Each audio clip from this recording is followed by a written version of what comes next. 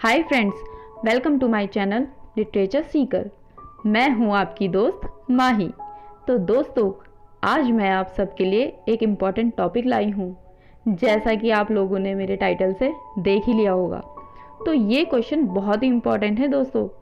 ये आपके NTA net, lecturer और LT जैसे एग्ज़ामों में बहुत हेल्प कर सकता है दोस्तों, फॉर श्योर है। तो अगर आपको मेरी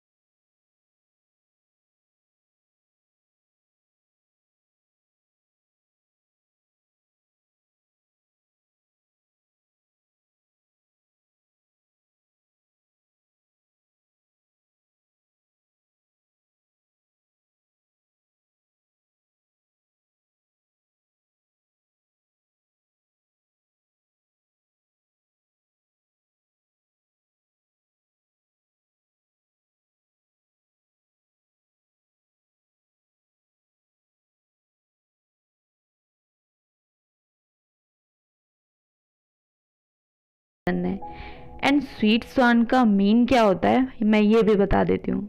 स्वीट स्वान का मीन होता है last work of an author.